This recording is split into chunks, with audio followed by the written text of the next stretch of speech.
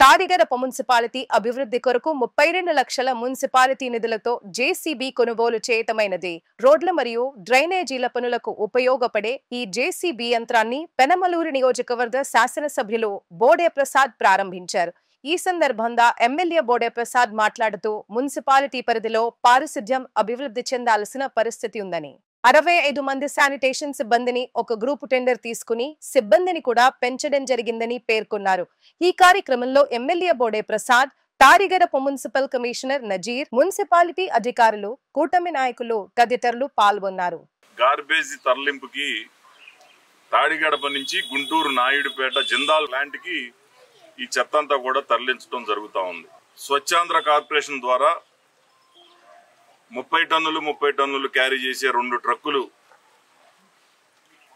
గత నెల ప్రారంభించడం జరిగింది. ఈరోజు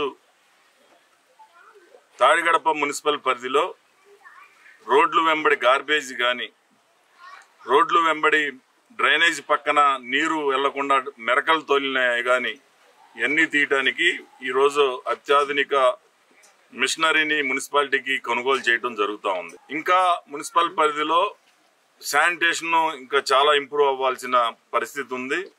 దానికి ఏ విధంగా చర్యలు తీసుకోవాలో ఆ విధంగా చర్యలు తీసుకుంటా ఉన్నాం. డోర్ టు డోర్ కలెక్షన్ కి వెహికల్స్ పెంచుతా ఉన్నాం. రీసెంట్ గా ఒక 65 మంది శానిటేషన్ సిబ్బందిని ఆప్కాస్ తో పని లేకుండా ఒక గ్రూపు టెండర్ తీసుకొని సిబ్బందిని కూడా పెంచడం జరిగింది. ఇది కేవలం డ్రైనేజీలు సిల్ట్ తీతకి, రోడ్డు సైడ్ ఉన్న గార్బేజ్ క్లియర్ చేయడానికి మాత్రమే వాళ్ళందరినీ కూడా ఉపయోగించడానికి ఈ రోజున ఆ టెండర్ కూడా కన్ఫర్మ్ చేయడం జరిగింది. 1-2 రోజుల్లో ఆ సిబ్బంది కూడా పాల్గొని మరింత మెరుగ్గా మున్సిపల్ పరిధిలో ఈ శానిటేషన్ చేయడానికి మున్సిపల్ కమిషనర్ గారు కానీ అందరూ కూడా పూర్తి సహకరిస్తా ఉన్నారు. త్వరలోనే మెరుగుపరుస్తామని ఈ సందర్భంగా తెలియజేస్తా ఉన్నాం.